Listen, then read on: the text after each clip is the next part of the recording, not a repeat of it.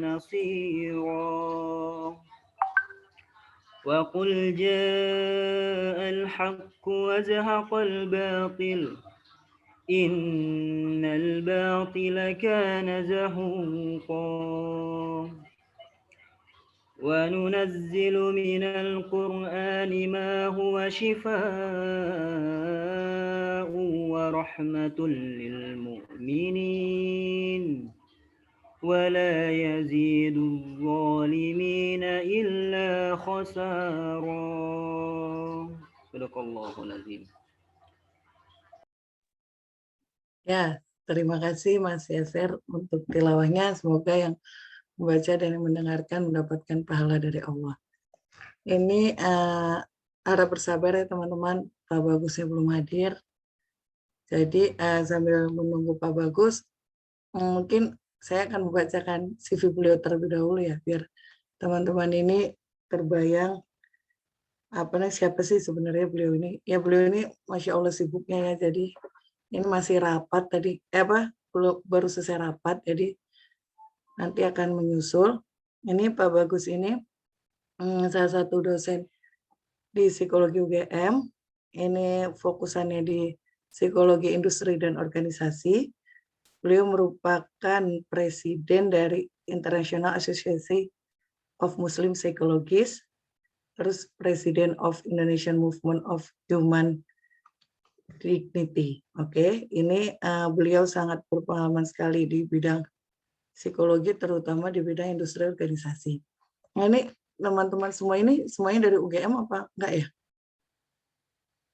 Halo, ada orang? Saya ngomong sendiri loh. Dari UGM.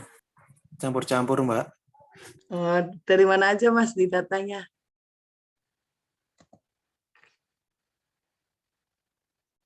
Yang nggak dari UGM siapa? Kalau dari data ada yang dari UNS, ada yang dari luar Jawa dan sebagainya, Mbak. Kalau yang sekarang join kurang tahu juga. Oke, mungkin masih malu-malu ya teman-teman semua. Ya ini kita masih menunggu Pak Bagus, semoga setelah ini Pak Bagus bisa join. Ya, seperti kita tahu kan sekarang kita lagi masuk ke bulan Ramadan, kemudian di bulan Ramadan ini banyak aktivitas yang tetap harus kita lakukan kan. Maksudnya kita tetap harus kuliah, tetap harus mungkin kerja, tetap harus punya tanggung jawab sebagai anak, kakak, atau istri, suami mungkin. Nah, tapi kondisi sekarang Ramadan dan Corona, di mana kalau misalnya kita lagi stres, lagi pusing, itu kita nggak bisa kemana-mana. Maksudnya terbatas untuk akses kemana-mana. Nah, sebenarnya yang akan dibahas Pak Bagus sore hari ini itu mengenai gimana sih maksudnya tetap menjaga spiritual Ramadan, tetapi mental health kita tetap terjaga gitu. Sebetulnya ini beliau ada dosen saya sendiri, jadi saya agak deg-degan, cuma beliau belum hadir. Saya ngintip dari tadi. Mbak Widya kemana Pak Bagus? Bentar ya, Aku Mbak. bingung loh, aku suruh ngapain. Assalamualaikum Pak Bagus, ya Allah kira hadir juga. Siapa itu ya? Saya Sofura Pak, mahasiswa magister profesi, tapi psikologi pendidikan Pak. Anaknya Pak Harya. Oke. Sekarang masih aktif ya, maksudnya masih belum lulus ya, maksudnya masih di program. Baru maba Pak, masih baru. Oke. Iya Pak, tadi saya sudah memperkenalkan CV Pak Bagus. Mungkin langsung Pak Bagus menyampaikan materi saja ya Pak. Baik. Sebelumnya mohon maaf ini tadi ada rapat IAMP jadi agak terlambat. Bismillahirrahmanirrahim. Assalamualaikum warahmatullahi wabarakatuh. Waalaikumsalam warahmatullahi wabarakatuh. Alhamdulillah nahmaduhu wa nasta'inuhu wa nastaghfiruh wa na'udzu billahi ta'ala min syururi anfusina wa min sayyiati a'malina. Innahu may yahdihillahu fala mudilla lahu wa may yudlil fala hadiya lahu. Asyhadu an la ilaha illallah, asyhadu anna Muhammadan abduhu wa rasuluhu. Allahumma shalli ala sayyidina Muhammad wa alihi washabihi wasallam. Amma ba'du. Baik, hari ini sesuai judul itu ada kaitan tentang spiritualitas ya dalam Ramadan ini ya, bagaimana kita meningkatkan spiritualitas selama bulan Ramadan lebih begitu ya. Pertama-tama judul ini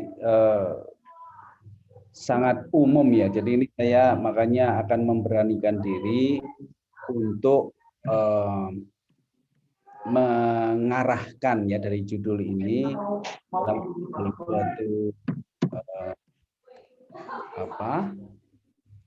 perspektif dan juga disiplin yang nantinya diharapkan bisa kita jadikan tekad atau kita jadikan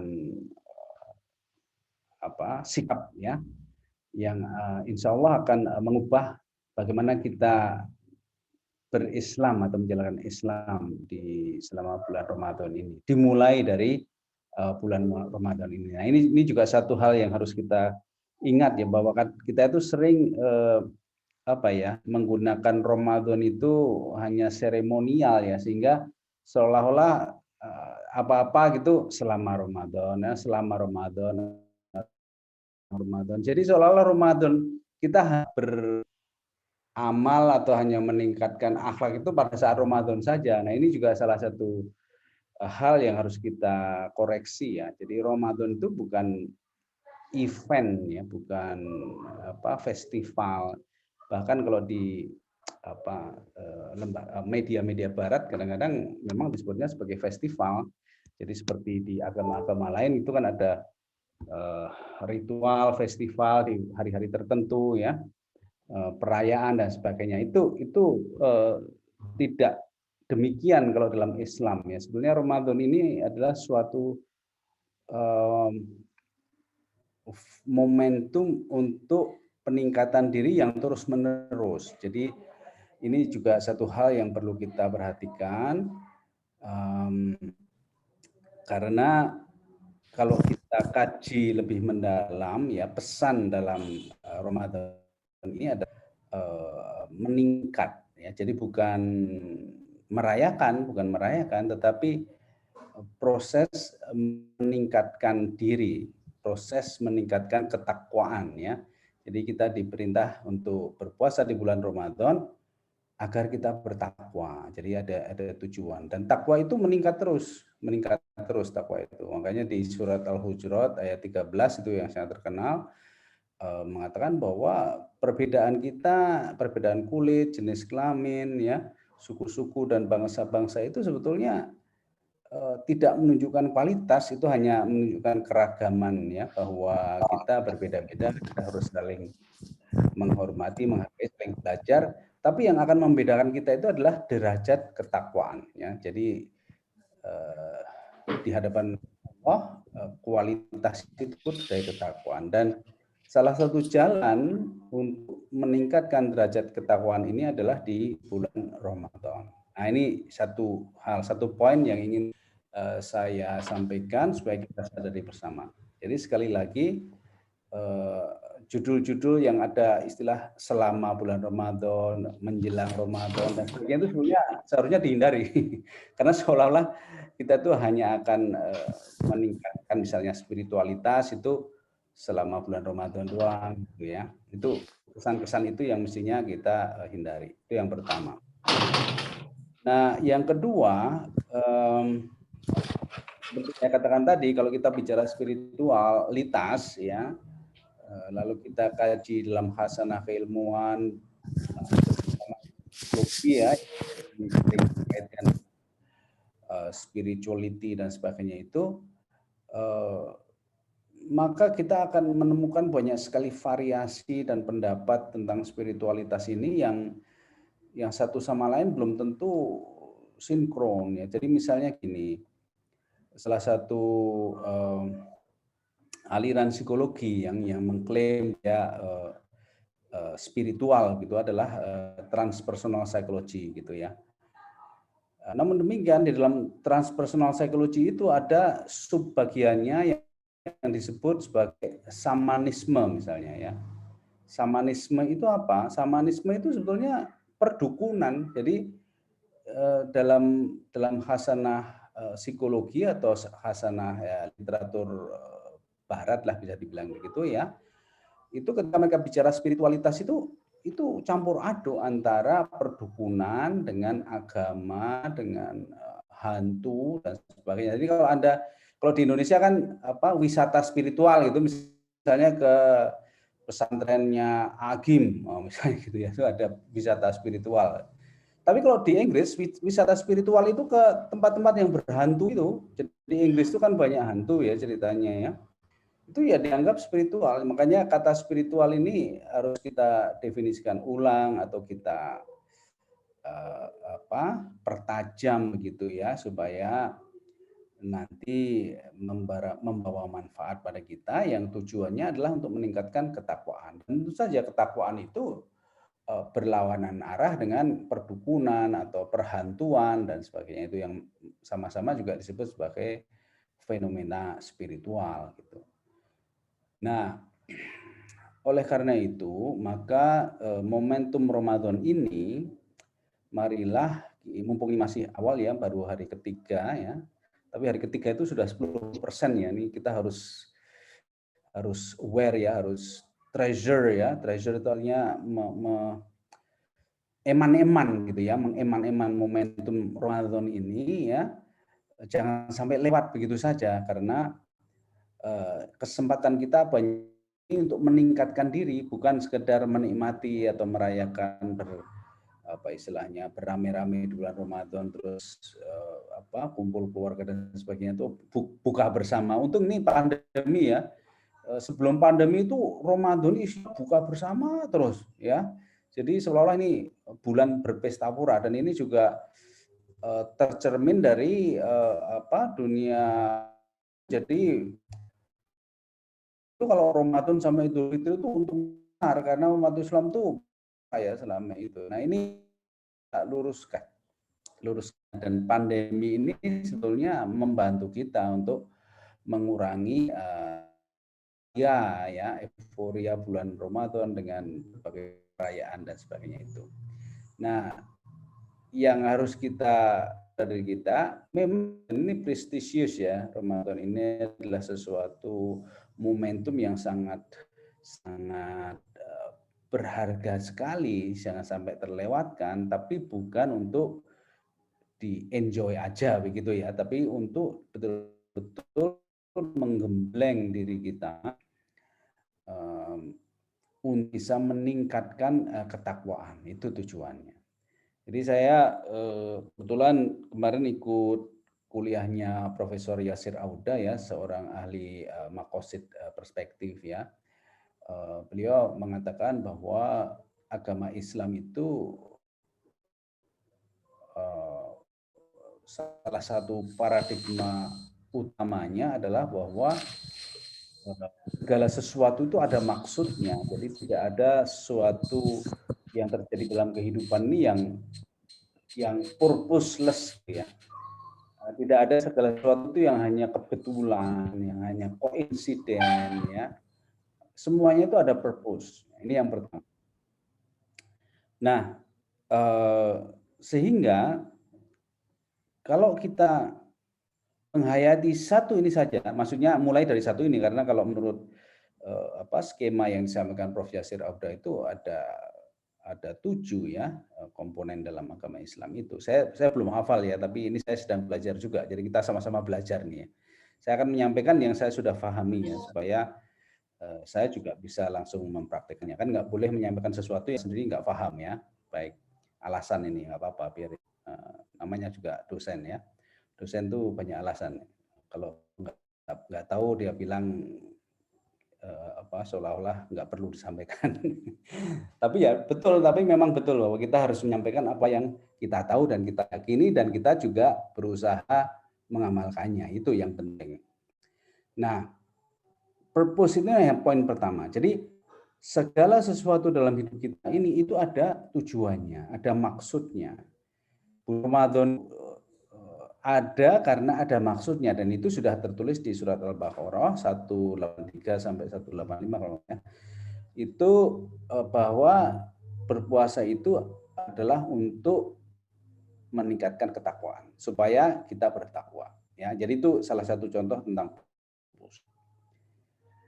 Nah, jangan sampai ketika kita itu berpuasa kita hanya mendapatkan lapar dan dahaga. Itu ada sisi lain yang disampaikan dalam hadis Rasulullah SAW ya.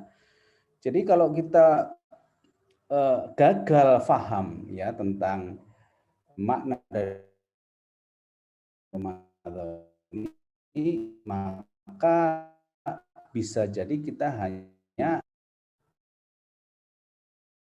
lapar dan dahaga gitu. Islam itu ada purpose dan kita harus selalu ingat kita bicara masalah spiritual dalam konteks Ramadan, dalam konteks Islam, maka kita harus memaknainya sebagai dalam konteks ini ketakwaan. Jadi spiritualitas di dalam bulan Ramadan itu harus kita pahami, kita definisikan, kita maknai sebagai peningkatan ketakwaan. Nah, takwa itu apa? Takwa itu definisi yang sederhananya adalah kita menjalankan perintah Allah dan menghindari larangan Allah. Nah, ini operasionalisasinya ya, takwa itu. Tapi juga takwa itu artinya kita takut ya, takut kalau jangan sampai kita terjerumus ke jalan yang sesat gitu.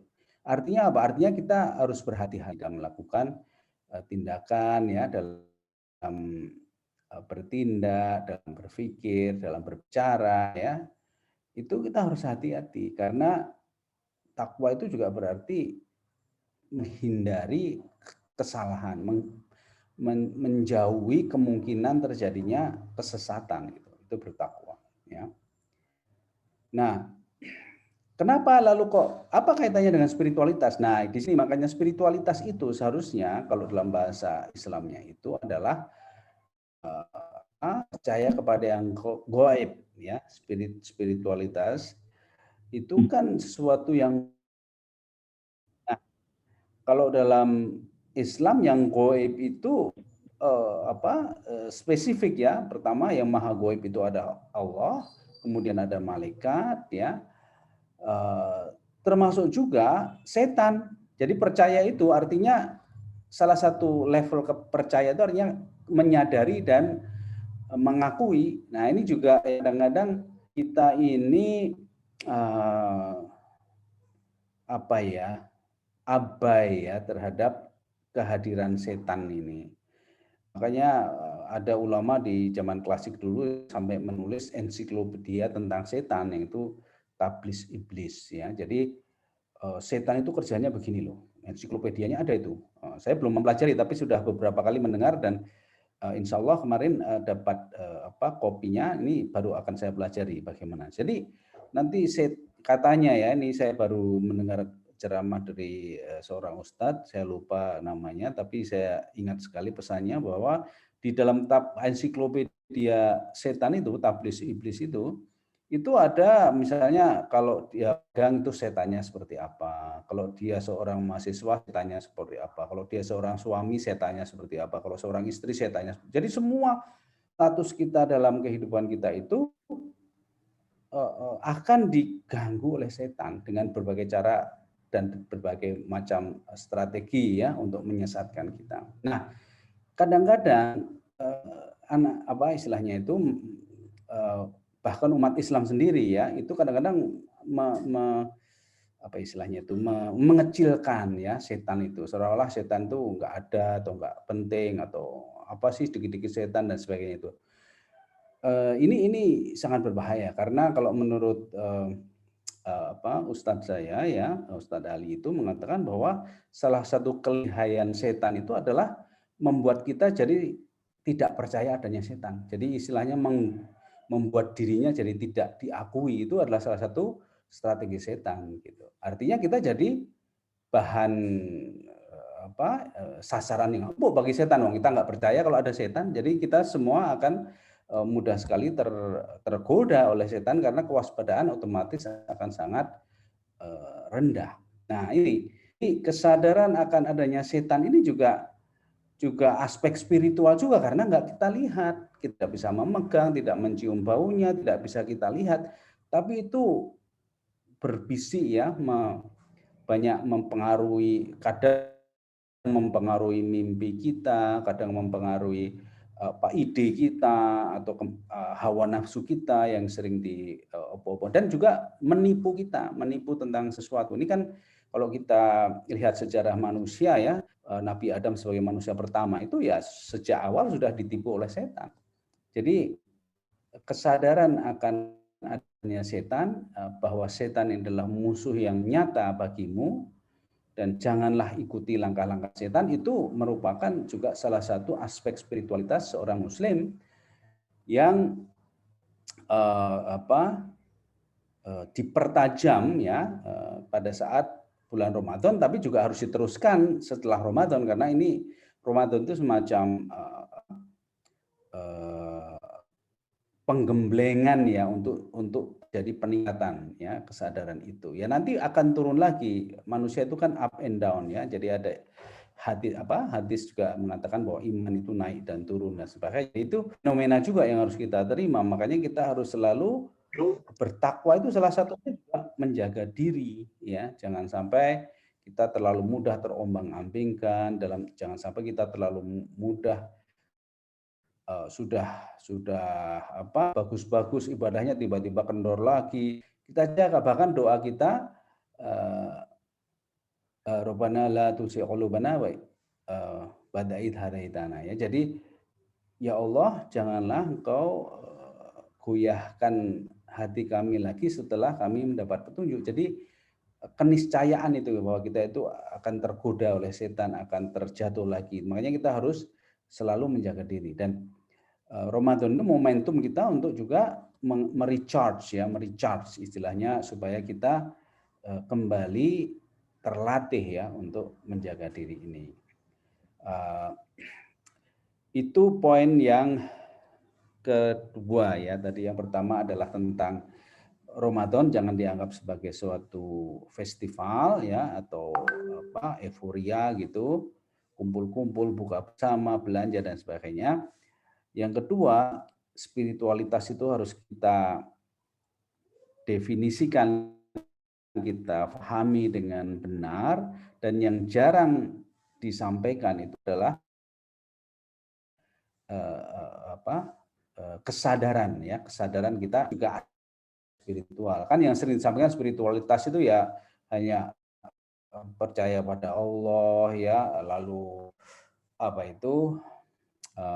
seolah-olah tidak ada masalah lah hidup ini ya. Jadi seolah-olah setan itu tidak signifikan, padahal itu sangat signifikan. Bahkan di Al-Quran banyak sekali diwanti-wanti ya, janganlah ikuti langkah setan, sungguhnya setan itu adalah musuh yang nyata bagimu. Itu beberapa kali disebutkan ya, dengan berbagai macam konteks ya.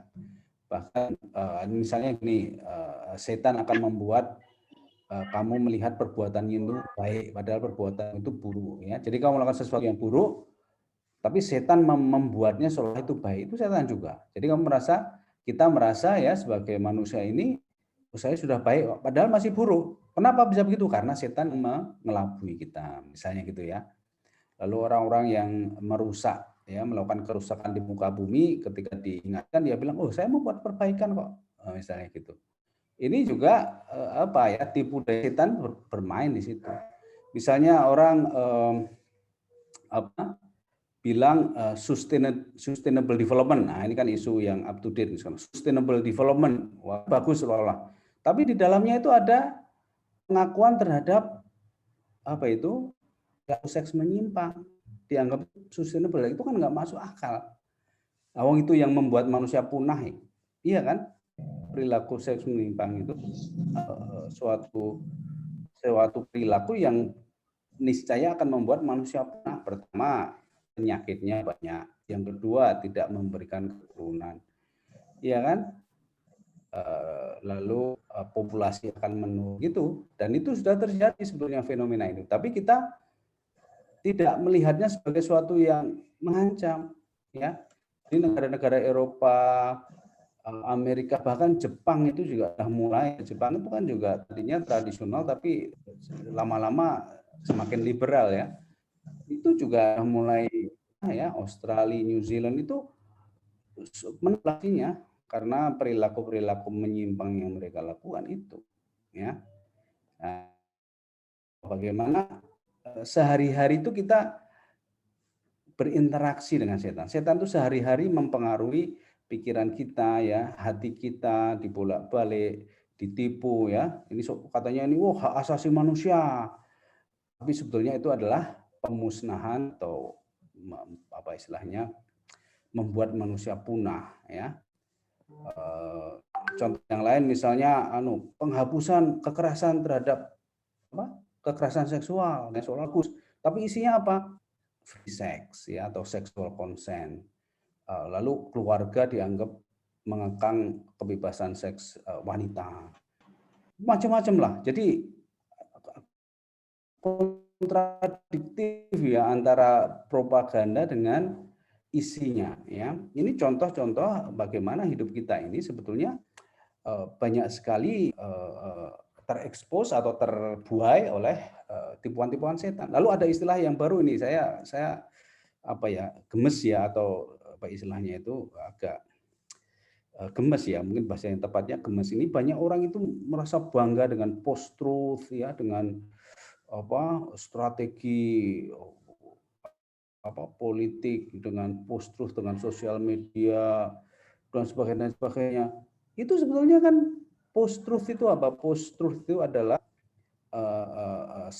setelah kebenaran. Jadi after the truth, gitu, ya. After the truth. Artinya apa? Ya bohong. Jadi sekarang itu kita hidup di dunia di dalam budaya kebohongan. Ya nggak heran kalau, ya, masyarakatnya kacau, ya, negaranya juga nggak maju, yang maju mulai mau punah, dan seterusnya. Jadi dunia ini sedang dalam keadaan gawatnya, tapi kita kan santai-santai aja, happy-happy aja, gitu, ya. Nah, itu karena kita tidak aware. Spiritualitas itu, kalau kita maknai secara mendalam, itu adalah awareness yang beyond reality. Sebetulnya realitas itu ada realitas spiritual, jadi beyond sensing, gitu, ya.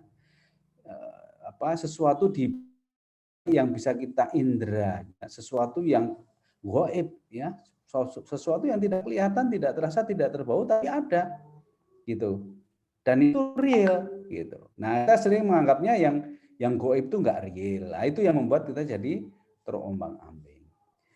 Nah, kalau dalam bulan Ramadan, ya, itu kan ada hadis mengatakan bahwa setan itu dibelenggu, ya. Apa maknanya itu? Nah, kita harus mengkaji lebih jauh, ya. Jadi jangan lalu seolah, wah, sekarang nggak ada setan berarti aku bebas nih. Bukan begitu kalau menurut saya. Dan saya juga belum menemukan dalil dari Qur'annya yang menjustify itu, ya. Bahwa kalau yang saya tahu bahwa bulan Ramadan itulah penuh rahmat, ya, penuh apa istilahnya, berkah dari Allah, ya. Jadi banyak malaikat yang turun, ya. Itu surat Al-Qadr, ya. Al-Qadr. Jadi inna anzalnahu fi Lailatul Qadar. Oh, maaf.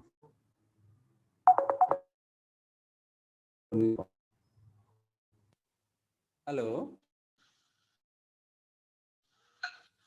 Halo, dapat telepon? Bapak lagi kuliah, maaf. Salah pencet. Oke. I'm sorry. Oke. Baik. Apakah saya masih online, ya? Atau terputus? Bentar. Masih, Pak. Masih, Pak. Assalamualaikum, halo. Halo, Pak. Oh, masih, oke. Soalnya kadang-kadang ada telepon gitu karena saya terputus. Makanya saya tadi angkat, apakah saya terputus atau gimana. Baik.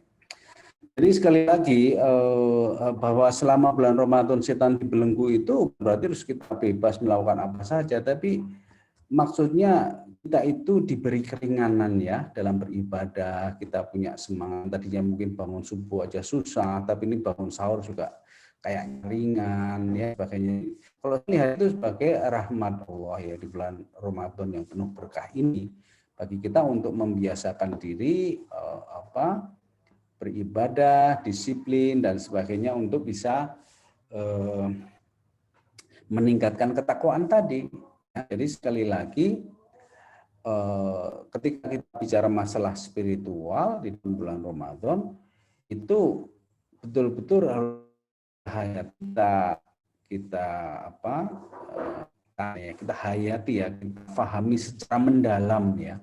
Sebetulnya makna-makna yang beyond material itu akan banyak kita rasakan ya selama Ramadan ini. Makanya latihannya adalah kita tidak makan, tidak minum ya, hal-hal yang sifatnya material, jasadiah itu kita hentikan atau kita tahan ya supaya kita lebih fokus kepada hal-hal yang sifatnya spiritual tadi dalam tanda petik ya. Sekali lagi harus kita batasi pengertian spiritual itu. Artinya hal-hal yang gaib ya. Sebetulnya hal-hal yang gaib itu tidak hanya terjadi selama Ramadan ya, setiap saat dalam kehidupan. Selama kita hidup di dunia ini juga kita akan berinteraksi dengan hal-hal yang gaib. Demikian dalam Ramadan ini adalah momentum khusus untuk meningkatkan kesadaran kita. Sehingga kalau kita nanti selesai Ramadan di waktu Syawal itu kan akhirnya peningkatan ya artinya ya. Itulah the real test. Jadi apakah kita sudah lulus ya melalui Ramadan ini? Itu ketika Syawal ya. Tes yang pertama misalnya puasa Syawal ya, puasa Syawal yang 6 hari berturut-turut. Apakah kita masih ringan ya untuk melakukan ibadah puasa? Kalau puasa Syawal gagal, ya kan ini Ramadannya kemarin ngapain aja gitu ya. Pelatihan tadi peningkatkan ketakwaan tadi tidak lulu ya kalau pas Syawal aja sudah kendor gitu ya. Nah itu tolok ukur yang harus kita tanamkan pada diri kita. Jadi sekali lagi kita bicara tentang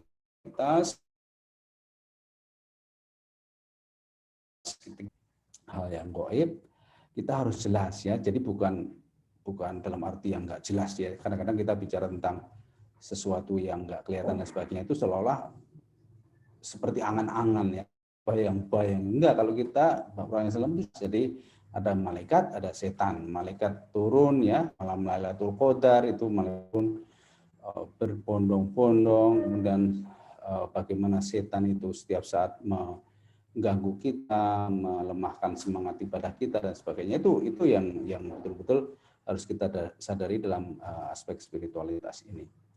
Nah, kemudian juga yang poin berikutnya yang ingin juga mengingatkan diri saya sendiri dan juga mengingatkan teman-teman semua, kita ini sebagai umat Islam selama berabad-abad ini telah melakukan kesalahan persepsi ya tentang Al-Quran.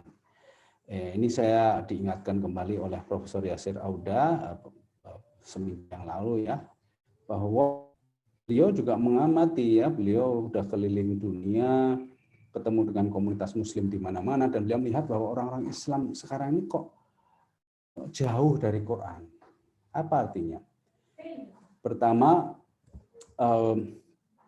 bukan kok mereka tidak baca Quran, bukan, tetapi mereka menganggap bahwa Quran itu sesuatu yang sulit, ya, sesuatu yang metafora, puitis, tertinggi bahasanya sehingga kita nggak paham, nah gitu ya.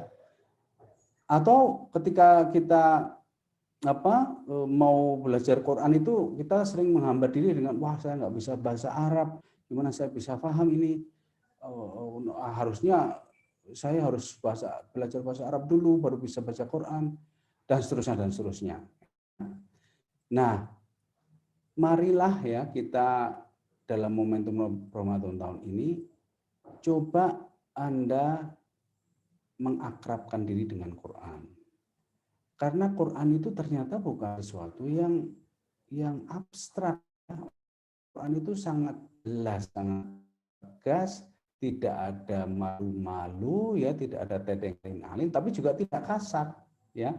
Sehingga untuk bisa memahami Quran itu memang hati kita harus lembut, harus halus, harus jernih, harus bersih ya.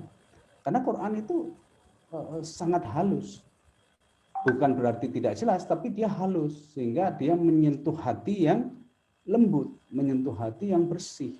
Tapi kalau hatinya itu kotor, kasar, keras ya, maka Quran tidak akan memberi petunjuk pada hati yang seperti itu. Bahkan bisa menyesatkan karena dia jadi punya prasangka terhadap Quran, lalu dia nemu ayat-ayat tertentu terus dia kok bisa Allah bilang begini, oh kok Allah kok nggak adil, gitulah. Itu hati-hati yang kotor dan keras, kasar itu baca Quran justru kadang-kadang bisa sebaliknya tidak mendapat petunjuk tapi justru disesatkan. Nah, sekali lagi di sini Quran itu sendiri sebetulnya adalah sebuah kitab yang berkomunikasi dengan hati kita. Yang ini juga bisa disebut spiritual. Ya karena itu tadi kita tidak seperti orang ngomong dengan kita melalui telinga lalu bukan, tapi berkomunikasi dengan hati. Apa artinya? Artinya ketika kita baca Quran itu ada sesuatu di balik kata-kata itu, di balik ayat-ayat itu yang akan menyentuh hati kita kalau membacanya dengan hati yang bersih. Nah, disinilah Ramadan ini kesempatan besar kita untuk melatih hati kita, untuk membersihkan hati kita. Ya insya Allah kalau kita baca Quran itu kita jadi lebih resapi maknanya, lebih paham pesannya, lebih paham maksudnya. Yang kalau kita sudah terbiasa dengan hal itu, maka kita nanti akan melihat bagaimana terjemahan Quran itu sebetulnya banyak yang kurang tepat. Kenapa?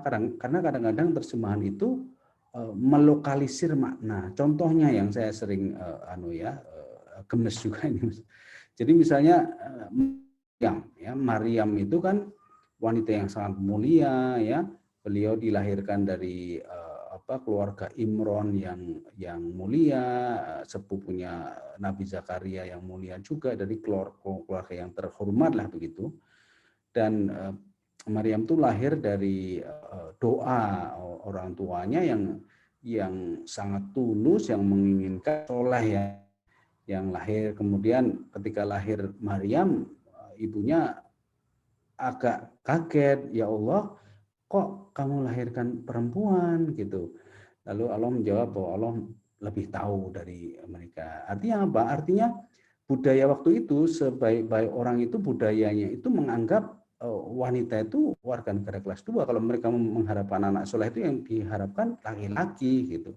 Tapi Maryam ini luar biasa ya. Bahkan Maryam ini sangat menjaga diri ya. Dan bahkan Nabi Zakaria itu pernah memergoki Maryam di mihrabnya itu, di kamarnya itu ya. Itu ada makanan yang tersaji di situ, lalu ini siapa yang ngasih makan ini? Lalu Maryam menjawab itu dari Allah. Coba bayangkan. Jadi Maryam itu salah satu dari orang-orang suci yang mendapat makanan langsung dari Allah yang saya sudah ketahui ya. Itu adalah pertama Nabi Musa ya, dengan Bani Israel waktu itu diberi mana dan salwa yang langsung dari surga. Kemudian Nabi Isa itu juga dikaruniai hidangan dari surga ya, dari Allah itu yang dalam bahasa orang Kristennya di The Last Supper ya. Kalau di dalam Quran itu di surat Al-Maidah. Al-Maidah itu artinya hidangan. Jadi Al-Maidah itu judulnya itu dari hidangan yang diberikan Allah pada Nabi Isa yang langsung diturunkan dari surga untuk menguji keimanan para muridnya yang Hawariyin. Hawariyin itu ada 12 orang yang meminta pada Nabi Isa untuk diturunkan makanan dari surga. lalu dikabulkan, lalu dengan catatan ya, barang siapa setelah diberi makanan ini masih ingkar, maka dia sungguh sangat aniaya ya. Lalu terjadilah kisah Yudas ya, salah satu murid yang ingkar, yang kafir, lalu menurut salah satu riwayat, dialah yang akhirnya diserupakan dengan Nabi Isa dan disalib gitu. Jadi mendapat azab langsung di situ ya. Nah, ini sebagai contoh. Nah, Maryam ini juga begitu, mendapat makanan dari surga. Artinya apa? Sebetulnya Maryam ini nabi sebetulnya ya. Nabi. Nah, itu di dalam di surat Al-Imran itu ya disampaikan bahwa Maryam ini adalah wanita yang sangat mulia gitu ya.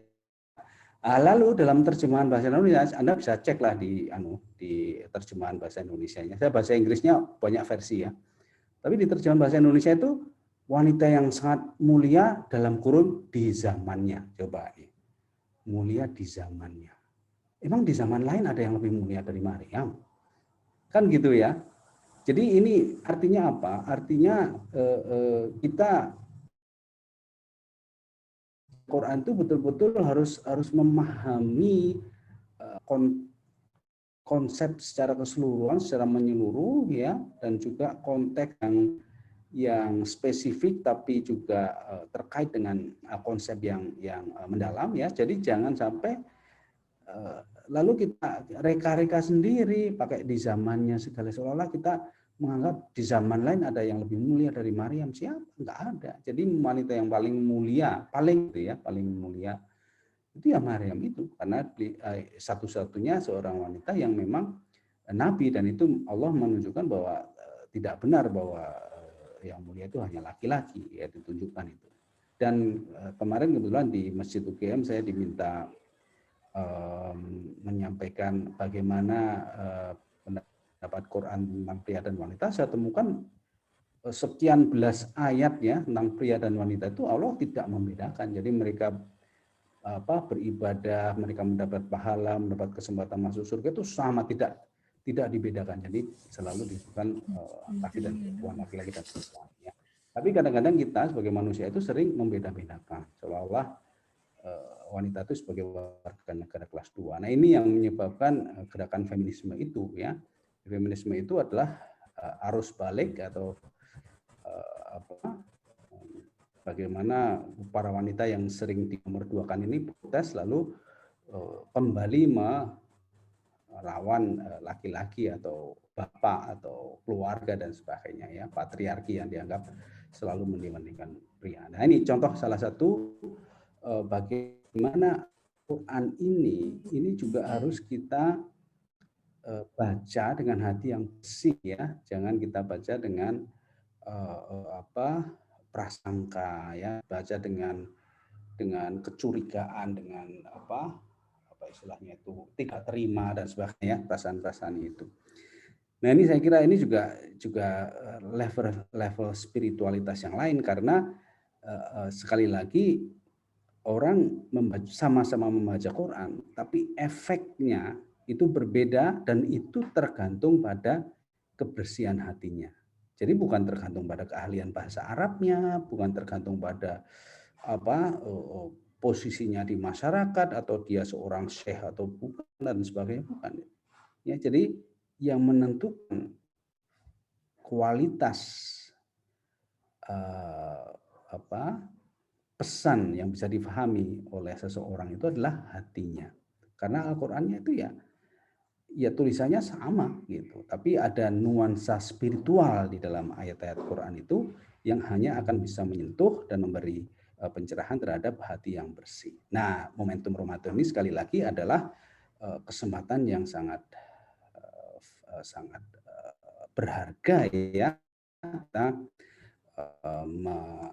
membersihkan hati kita, karena di sini kita tidak boleh bicara yang jelek, nggak boleh ngerasani orang, nggak boleh mengumpat ya dan sebagainya dan sebagainya. Bukan hanya makan dan minum ya. Itu adalah salah satu cara untuk bertazkiyah ya, membersihkan hayatun nafs, membersihkan nafs. Jadi sekali lagi kalau saya sampaikan ya, pertama spiritualitas itu harus kita definisikan dengan jelas, jangan diambangkan ya. Kemudian Ramadan itu bukan perayaan ya. Kemudian salah satu aspek spiritual itu adalah keyakinan dan kesadaran kita bahwa kita harus selalu berhati-hati ya untuk bertakwa itu, terutama dari godaan setan yang selalu menipu dan sebagainya. Dan yang ketiga, marilah kita konekkan hati kita ya dengan Al-Qur'an secara spiritual, bukan secara linguistik ya, bukan secara bahasa dan sebagainya, tapi secara spiritual. Bahasa Al-Qur'an sebetulnya juga punya makna yang sangat mendalam yang bisa mengkait-kaitkan antara satu surah-surah dan lain dan sebagainya, dari akar katanya, dari itu sangat-sangat struktur bahasanya sangat komprehensif sekali. Tapi yang lebih penting adalah hati yang bersih ya, hati yang bersih, prasangka baik terhadap Allah, tidak curiga pada Allah, tidak ada dendam ya, maafkan semua hal yang membuat kita sakit hati kita dan sebagainya, kita bersihkan. Dan di Quran sendiri dituntunkan bahwa kalau kita mau membaca Al-Quran itu harus membaca a'udzubillahi minasyaitonir rajim, supaya setan tidak ikut-ikutan mempengaruhi atau mengganggu hubungan hati kita dengan Al-Quran itu.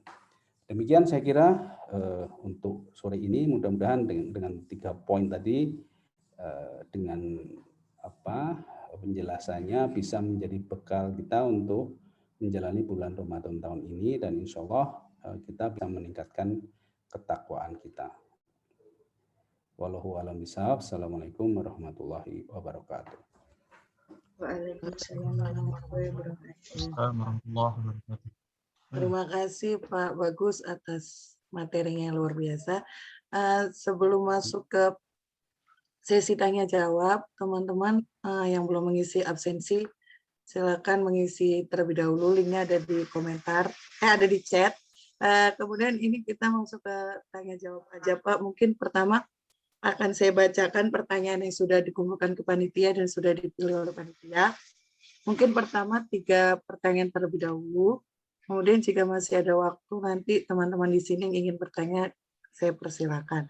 Ini pertanyaan yang pertama dari Fulana Pak, nggak mau disebutkan namanya katanya. Ini bagaimana cara mengatur emosi apabila kita ingin khusyuk beribadah tapi dalam keadaan marah atau emosi. Ini Pak Bagus langsung jawab apa saya bacakan dulu semuanya Pak? Langsung saja supaya tidak lupa ya. Jadi begini, marah itu satu hal yang harus kita kelola ya. Pengelolaan itu ya mungkin secara singkatnya, simpelnya itu harus pada level kognitif dan level perilaku ya. Jadi level kognitif itu di dalam bukunya Al-Balkhi itu sudah dijelaskan ya, bahwa kita pertama harus sadar bahwa marah itu adalah masalah jiwa ya, atau gangguan jiwa. Lalu di dalam Al-Ghazali itu juga diingatkan bahwa marah itu diboncengi setan ya. Jadinya kalau nggak percaya, pas Anda marah coba lihat di cermin, kan wajah Anda kayak setan gitu kan. Jadi itu ilustrasinya bagaimana kita mensikapi konsep tentang marah itu apa sebetulnya ya. Jadi marah itu harus kita pahami apa itu itu. Nah, itu secara kognitif artinya begitu. Yang kedua, behavioral itu ada hadisnya ya. Jadi kalau kita lagi marah, kita duduk, itu kan meredakan marah. Kalau duduk masih marah, kita tiduran atau tidur sekalian, besoknya bangun sudah nggak marah lagi ya. Atau juga kita berwudu ya, karena berwudu itu akan mendinginkan kita, dan panas itu kadang-kadang sebagian adalah dari setan gitu. Sehingga ketika kita berwudu atau sholat sunat gitu ya, maka marah itu akan hilang. Kenapa? Karena setannya juga akan pergi kalau kita sholat. Itu secara behavioral. Sehingga kalau ditanya bagaimana mengendalikan marah, maka kita harus punya pemahaman itu dan melakukan tuntunan itu. Sehingga kita tidak, kadang-kadang kita marah itu harus merasa kita berhak marah ya. Itu setannya begitu, setannya bilang begitu ya. Yang bilang gitu tuh setan gitu ya. Udah kamu aja, kamu disakiti, dia itu memang jahat misalnya gitu ya. Seolah kita itu memang harus marah, harus berhak marah gitu. Nah, itu bisikan setan salah satunya begitu. Tapi kalau kita memaafkan misalnya ya, itu nanti hati kita jadi tenang, itu setannya kecewa itu. Bukan penuhnya yang kecewa, tapi setannya yang kecewa ya. Nah, kita harus pandai-pandai membuat setan kecewa gitu maksudnya. Jangan mengadopsi marah itu sebagai diri kita, karena diri kita itu pada dasarnya tenang, kan manusia dibuat dari tanah. Setan kan dari api, ya itu kan ilustrasi tentang marah itu kan api bukan tanah. Ya, jadi aslinya manusia itu dingin, sehingga ketika marah itu mesti ada unsur setannya yang harus kita lawan. Gitu. Itu secara konsep. Itu mungkin ya, memang itu membutuhkan pelatihan, ya, pembiasaan ya. Jadi ini sekedar konsep dulu. Baik, berikutnya, pertanyaan berikutnya. Ya, terima kasih Pak Bagus untuk jawabannya. Mungkin Mbak Fulana semoga menjawab ya.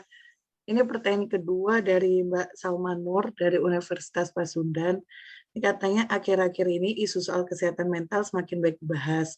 Bagaimana cara menjaga bagaimanakah menjaga kesehatan mental dari sudut pandang agama? Lalu bagaimanakah Islam memandang soal kesehatan mental ini? Begitu Pak. Ini banyak dibahas. Memang saya udah beberapa kali itu disuruh tentang kesehatan mental ya. Memang apa ya, gampang-gampang susah ya. Tapi saya ambil gampangnya aja. Jadi sebenarnya kesehatan mental itu artinya mind ya. Mental itu kan satu akar kata dengan mind. Mind itu artinya pikiran. Bagaimana kita berpikir ya. Jadi orang yang mentalnya sehat itu ketika berpikirnya lurus ya. Nah, lurus itu apa? Lurus itu ya sesuai dengan kenyataan, sesuai dengan kebenaran itu. Ya, jadi kalau kita berpikirnya lurus, itu kita akan sehat insya Allah ya. Nah, orang yang tidak sehat mentalnya itu berawal dari pikiran yang bengkok ya, logika bengkok gitu ya. Mending kalau logika bengkok jadi dagelan seperti Sri Mulat, itu kan logika bengkok juga. Tapi kalau logika bengkok kita gunakan untuk memahami diri kita, Pak, hidup kita dan sebagainya, ya kita jadi bermasalah ya. Termasuk juga soal marah tadi, seolah-olah marah itu ya saya harus marah, ini hak saya. Siapa bilang ya? Siapa tahu yang kamu marahi itu sebetulnya tidak bermaksud misalnya. Siapa tahu sebetulnya itu hanya salah paham kan gitu.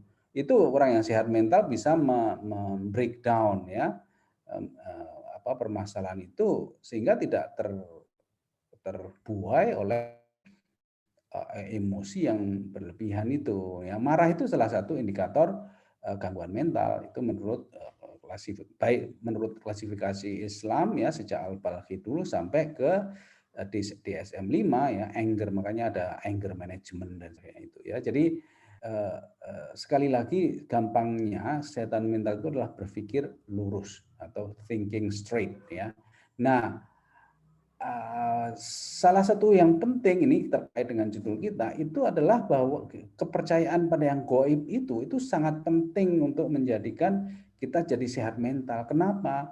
Karena permasalahan hidup kita yang kita alami sehari-hari itu tidak akan selesai oleh sendiri, tidak selesai oleh dunia yang materialistis ini. Itu selesai kalau kita pahami secara holistik ya, dengan mengikut sertakan yang maha gaib. Misalnya, oh ini ujian dari Allah. Apa itu maksudnya ujian? Oh supaya saya tunduk, supaya saya tidak sombong, supaya saya ingat Allah, supaya saya berdoa kepada Allah. Itu kan gaib ya.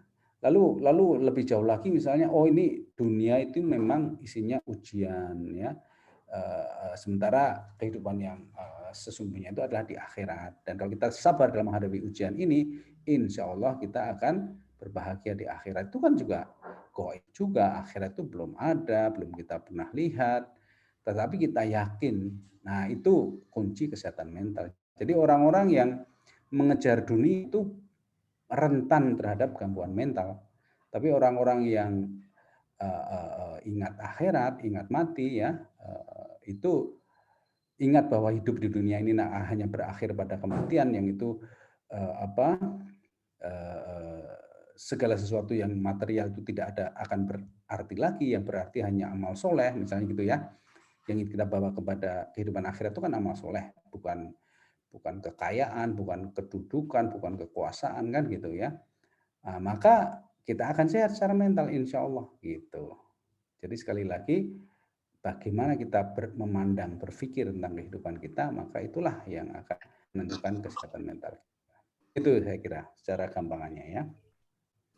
Oke, Pak Bagus. Baik, Terima silakan. kasih atas jawabannya. Nah, semoga sudah menjawab ya Mbak Salmanur. Ini kemudian yang ketiga, dari seseorang yang tidak ingin disebutkan namanya lagi, Pak.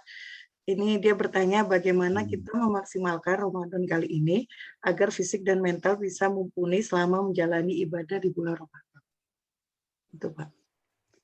Fisik dan mental ya. Kembali saya jadi ingat Al-Balqi ya. Al-Balqi itu bukunya 70% kurang lebih itu tentang menjaga kesehatan fisik, nah 30%-nya untuk menjaga kesehatan mental ya. Jadi ini adalah fenomena kehidupan kita di dunia ini yang memang memiliki dua dimensi ya, fisik dan mental, dan itu semuanya harus kita jaga. Jadi jangan apa istilahnya tuh lena ya, jangan terlena ya.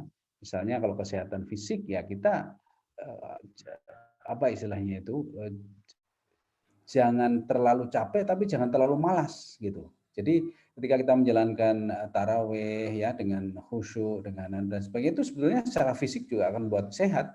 Tapi kalau kita tidur terus itu nanti mesti pusing malahan, pusing malah tambah lapar dan sebagainya. Lalu juga selama puasa itu jangan terlalu fokus pada rasa laparnya, tapi fokuslah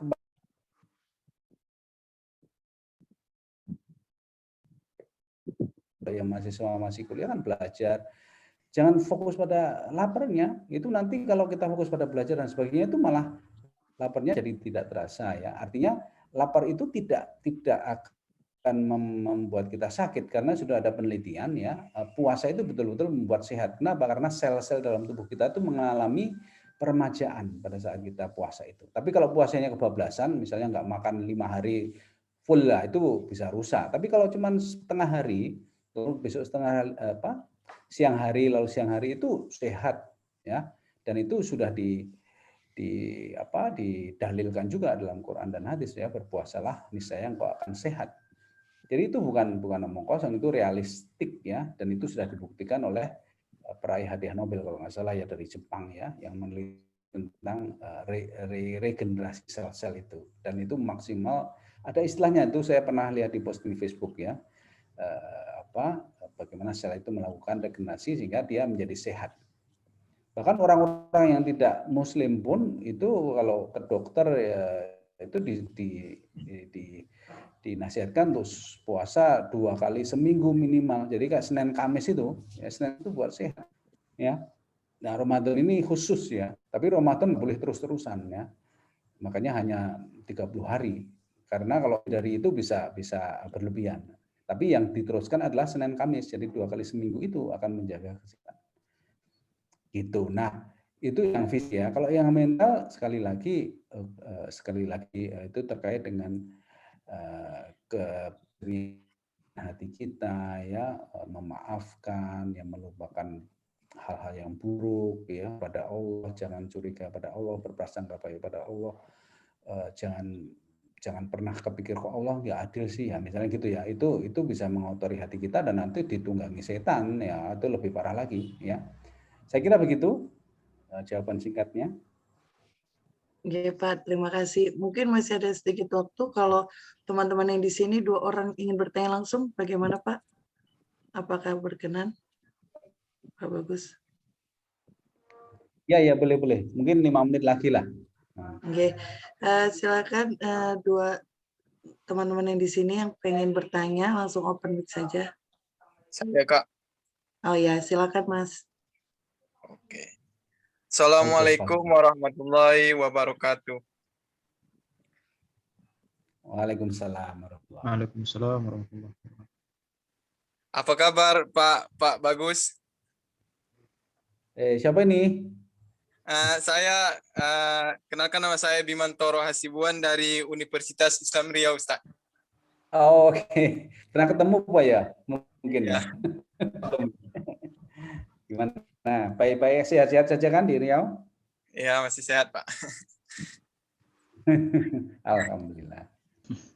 Gimana pertanyaannya? Baik. Terima kasih kepada MC saya ucapkan. Bolehkah saya berpantun sebelum bertanya, Pak Bagus? Silakan. Karena saya kan ada bahasa yang mengatakan di mana bumi dipijak, di situ langit dijunjung. Jadi karena saya kuliah di Tanah Melayu, saya izinkan untuk berpantun, Pak Bagus. Silakan. Batok kelapa menjadi bara, terbakar semua tidak tersisa. Wahai saudara seiman senegara, saya ucapkan selamat menjalankan puasa. Cakep. Angin berembus, angin pelan, pisang raja satu pandan. Kepada kawan dan handai taulan, marhaban di bulan Ramadan. Selamat ya teman-teman menjalankan ibadah Ramadannya, mudah-mudahan lancar. Jadi pertanyaan saya di sini Pak Bagus, bagaimana agar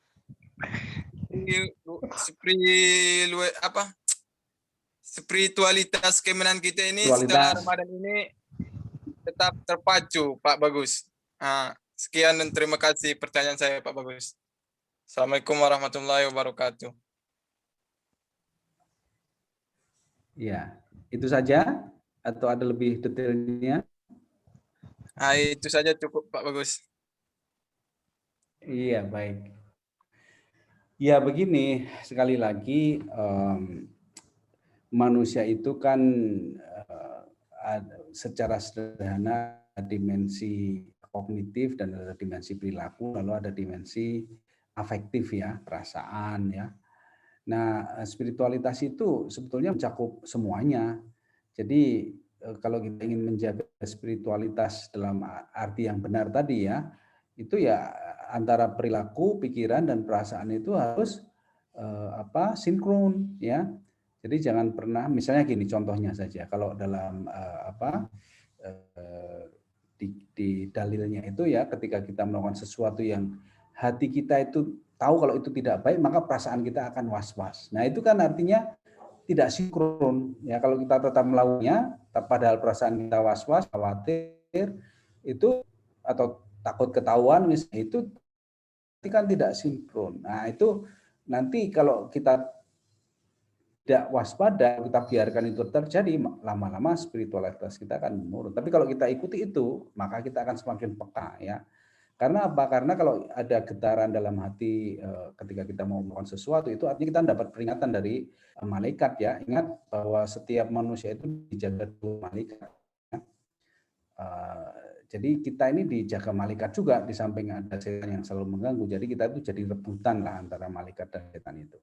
Nah kalau kita terlalu sering mengikuti setan, ya nanti tidak peka terhadap peringatan dari malaikat. Ya, makanya kita kuatkan bisikan-bisikan yang baik ya, atau hambatan-hambatan dari laku yang buruk itu harus kita kuatkan. Jangan suka iseng ya, jangan suka sekali-sekali lah kita misalnya gitu. Jangan itu sekali-sekali itu jebakan itu. Nanti lama-lama terbiasa dan lama-lama kita jadi tumpul hati kita. Nah, ini spiritualitas itu. Jadi kita berbicara dengan hati kita sendiri. Hati kita harus kita jaga, dan hati itu juga kognitif juga ada di situ, pemahaman ya, penghayatan dan sebagainya itu juga ada di hati pusatnya ya. Otak itu kan semacam mesin ya, mesin yang nanti akan diperintah hati untuk menggerakkan tangan, untuk mendengarkan dan sebagainya. Tapi yang mengambil keputusan itu adalah diri kita yang disebut nafs itu ya, yang itu ada di dalam hati kita ya. Nah itu yang harus kita tingkatkan kepekaannya. Maka nanti kalau kita terbiasa berdialog dengan diri sendiri, bukan ngomel ya, tapi berdialog untuk muhasabah, menghitung-hitung amal kita sendiri ya, menjaga diri supaya tidak terbuai oleh sesuatu yang mengecoh. Jadi jangan sampai, jadi saya punya jargon gini, ini salah satu yang saya pernah tweet ya di sosial media, bahwa sesungguhnya rahasia kebahagiaan itu adalah ketika kita tidak punya rahasia. Nah, gitu. Artinya kita itu apa adanya ya. Hati kita itu mengikuti kata hati yang yang tidak membuat kita gelisah. Kita mengikuti kata hati yang tidak membuat kita malu, yang tidak membuat kita takut, ketahuan. Ya. Kalau takut pada Allah itu lain ya, itu takut pada Allah artinya kita tidak berani melawan Allah, artinya gitu. Ya. Tapi kalau takut ketahuan itu kan artinya sebenarnya yang kita lakukan itu sesuatu yang memalukan, akhirnya kita harus menyimpan rahasia, kita harus berbohong dan sebagainya. Itu awal dari ketidakbahagiaan. Jadi orang yang berbahagia itu nggak ada yang dia rahasiakan, dia apa adanya. Itu pada level hati ya, level spiritual. Sehingga insya Allah kalau kita jaga itu, maka kita bisa jaga spiritualitas kita ya. Tentu saja pasti ada up and down, tapi jangan sampai terjerembab ya. Up and down ya di atas aja gitu ya, jangan sampai jatuh ke bawah sampai asfala safilin itu ya, kalau dalam surat Atin itu ya, jangan sampai kita jatuh menjadi yang seburuk-buruknya makhluk ya atau bentuk itu yang harus kita jaga. Insya Allah kita radarnya kita itu akan semakin kuat dan kita akan dimudahkan untuk berbuat baik ya, seperti di surat Al-Lail ya,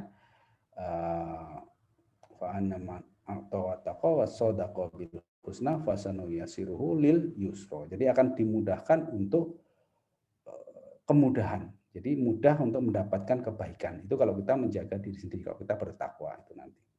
Begitu saya kira. Baik, saya kira saya cukupkan sekian, sudah tidak ada pertanyaan lagi ya, sudah jam 5. Insya Allah kita akan menjelang buka puasa bersama, mudah-mudahan bermanfaat. Wabillahi taufiq wal hidayah. Wassalamualaikum warahmatullahi wabarakatuh. Waalaikumsalam. Sebentar Pak Bagus, ini ada penyerahan kenang-kenangan dulu dari teman-teman Himpas. Nggih, karena kita acaranya online, jadi penyerahannya juga online, diwakilkan oleh saya, program dari Himpas. Mungkin ada yang bisa bantu share screen, teman-teman Himpas. Nah, ini ya Pak, sedikit kenang-kenangan dari kami. Mungkin teman-teman Infokom ada yang bisa men-screenshot. Ini ceritanya foto bersama kita Pak. Sedang penyerahan. Oh, baik. Ya. Oke. Oke. Pasang wajah ini. Oke, terima kasih banyak Pak Bagus. Materi yang disampaikan sangat bermanfaat sekali. Semoga kita bisa menjalankan ibadah bulan Ramadan ini sampai akhir. Oke, Pak. Belajarnya harus tetap semangat nih dalam situasi pandemi ini. Oke, meskipun pandemi dan Ramadan, semoga kita tetap semangat menjalankan aktivitas kita dan menjalankan ibadah-ibadah kita di bulan Ramadan juga tetap semangat. Oke, mungkin teman-teman yang lain bisa open kamera sebelum saya tutup. Kita akan foto bersama terlebih dahulu. Oh, belum selesai fotonya ya. Oke, nanti teman-teman dari Infokom mungkin bisa bantu men-screenshotkan foto online. Ya, yang belum open kamera. Ini Infokomnya siapa yang mau screenshotin? Instruksinya sih. Ya mungkin. Ada Mbak, tinggal apa aja. Apa Mas? Tinggal dikasih aba-aba aja. Oh ya, aba-aba dari saya. Oke. Ya teman-teman semuanya, ya share screen-nya mungkin bisa di close dulu. Ya benar kata Mbak Dika. Ya, nah ini kan enak. Nah yang di slide pertama semuanya senyum ya. Nanti teman-teman Infokom yang akan membantu. Oke, ayo 1, 2, 3. Kemudian yang di slide kedua silakan senyum semua. 1, 2, 3. Nah, terima kasih teman-teman atas kehadirannya. Terima kasih teman-teman Infokom atas bantuannya. Terima kasih Pak Bagus Ya, sudah berkenan untuk berdiskusi dengan teman-teman di sini, sudah menyediakan waktunya. Nah, semoga Bapak sehat selalu.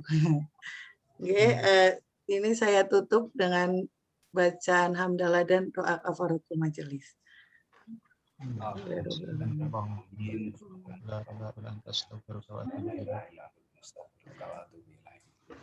Ya, kurang lebihnya saya mohon maaf. Assalamualaikum warahmatullahi wabarakatuh. Waalaikumsalam warahmatullahi wabarakatuh. Ya, monggo teman-teman bisa live. Terima kasih semuanya. Terima kasih.